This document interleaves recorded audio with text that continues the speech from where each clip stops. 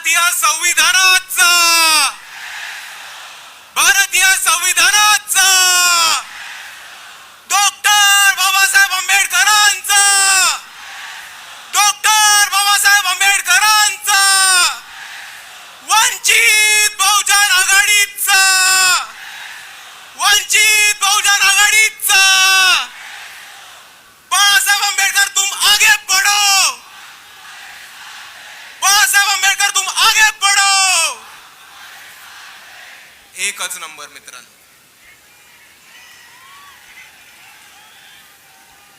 सर्वात प्रथम समतेचे विचार समतेचा संदेश रुजवणाऱ्या सर्वांनो तुमच्या सर्वांना माझा क्रांतिकारी जय भीम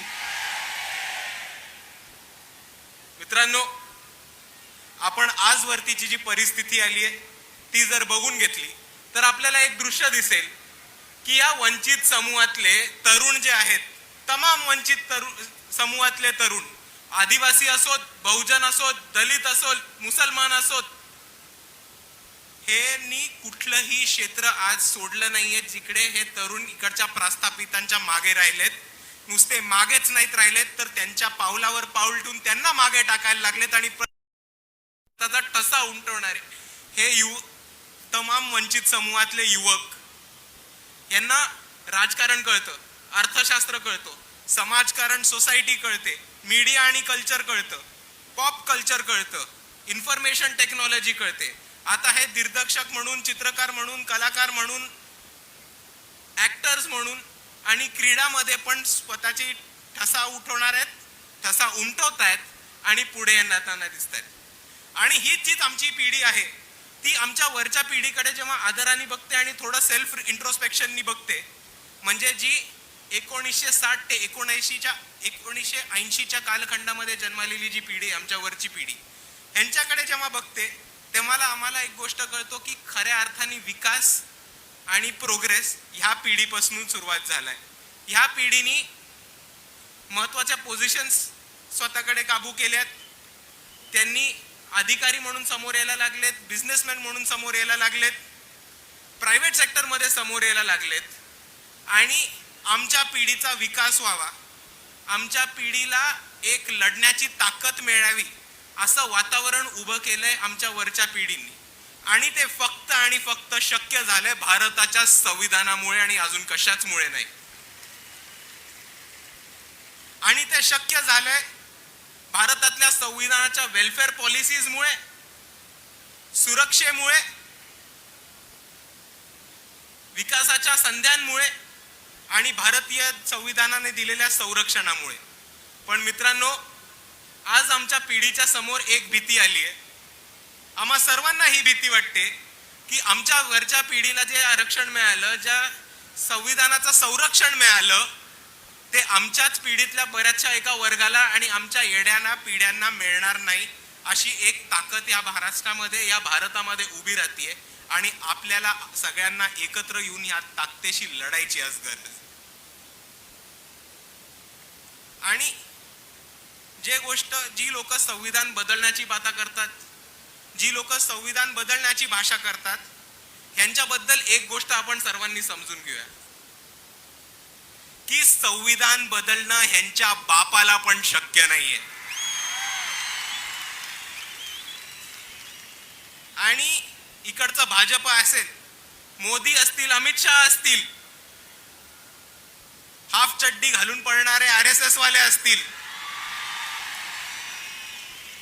हे जितके येडे दिसतात तितके येडे नाहीयेत हे आपण लक्षात ठेवूया जरी अर्धी चड्डी घालून इकडे तिकडे पळत असतील काट्या फिरवत तरी जितके येडे तितके येडे दिसत नाहीत हे ना डायरेक्ट संविधान पलटी करू शकणार नाहीयेत बदलू करू शकणार नाहीयेत ते संविधान डायरेक्टली बदलणार नाहीयेत ते उंदरासारखं संविधान कुरतडून कुरतडून कुरतडून कुरतडून फाडून काढण्याचा प्रयत्न करणार आहेत आणि याच्यासाठी त्यांनी वेगवेगळे कायदे आणलेत पॉलिसीज आणल्यात जर आपण शिक्षणाची परिस्थिती बघितली तर जिल्हा परिषदेच्या शाळा बंद पाडल्यात अंगणवाड्या बंद पाडल्यात त्याचप्रमाणे शिक्षणाचं खासगीकरण होत आहे बार्टी असेल, महाज्योती असेल, सारथी असेल, UGC असेल, अशा बऱ्याच संघटनांना फंडिंग कमी करून त्या संघटना त्या संविधानाने सुरू केलेल्या शिक्षणासाठी ज्या संस्था होत्या त्या बंद पडतायत. इकडे आपल्या बरोबर सामील झालेत काही विद्यार्थी जे आझाद मैदानावरती असतात, ते आज आपल्या मोर्चामध्ये सामील झालेत. त्यांच्यासाठी एक मोठ्या टाळ्यांचा हात होऊन जाऊ देत.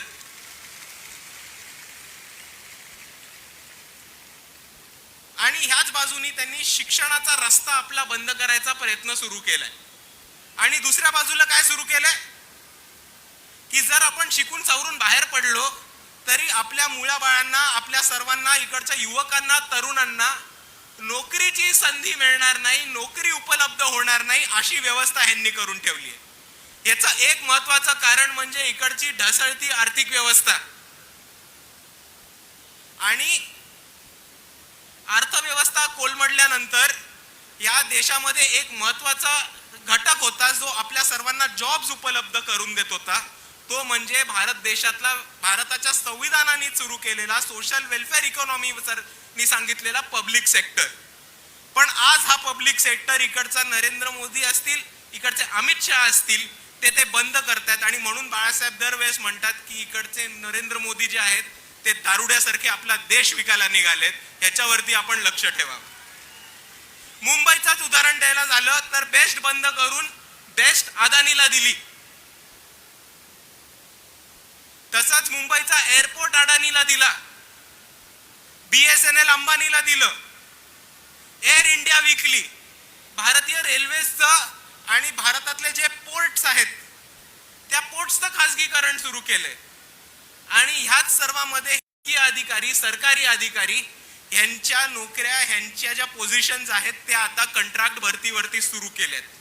आणि मी आपल्या सर्वांना एक गोष्टीकडे लक्ष ठेवायला सांगतो की जेव्हा इकडचं सरकार, सरकारी नोकऱ्या, शासन आणि ज्याला आपण एक्झिक्युटिव्ह असं म्हणतो, हा विभाग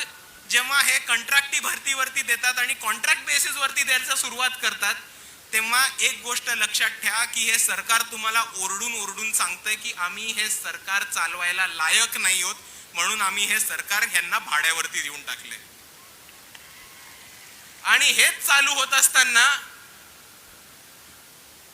आपलं महाराष्ट्र राज्याचं सरकार इकडे तिकडे फिरत राहतंय आणि काय बोंबलतायत, शासन आपल्या दारी, शासन आपल्या दारी. अरे भावांनो, शासन आपल्या दारी कारण इकडचा शासकीय अधिकारी, शासकीय नोकर हे झालेत भाडेकरी. आणि ह्याच प्रकारे इकडच्या लोकांनी इकडच्या व्यवस्थेला मोडीत काढून, संविधानाचे एक एक मूल्य मोडीत काढून स्वतःचा आधुनिक मनुस्मृती संविधानामध्ये घुसवायचा प्रयत्न इकडच्या व्यवस्थेने केलाय. आणि ह्यांना वाटतं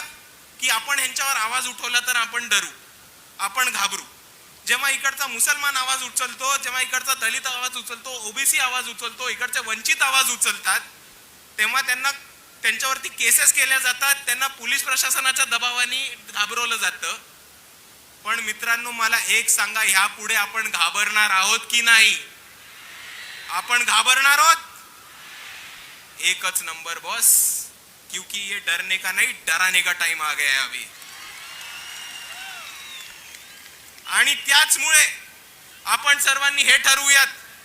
की येत्या प्रत्येक निवडणुकीमध्ये पंचायत समिती सदस्य असेल, सरपंच असेल, जिल्हा परिषद सदस्य असेल, नगरसेवक असेल, आमदार असेल, खासदार असेल, या सर्वांना आपण तमाम वंचित घटकांमधनं, आदिवासींमधनं, बहुजनांमधनं, दलितांमधनं, मुसलमानांमधनं आणि तमाम बहुजन समूहातनं असे लोकप्रतिनिधी आपण सत्तेमध्ये पाठवू जे सत्तेमध्ये जाऊन संविधानाचा सन्मान करतील. आणि म्हणून सगळ्या माझ्या तरुण बांधवांना, मित्रांना विनंती आहे की आज आपण इकडे एक निर्धार करूया, आज आपण इकडे एक शपथ घेऊयात कि जो ये संविधान बदलने की बात करेगा, जो ये संविधान बदलने की कोशिश करेगा, अपन उसको ही बदल डालेंगे.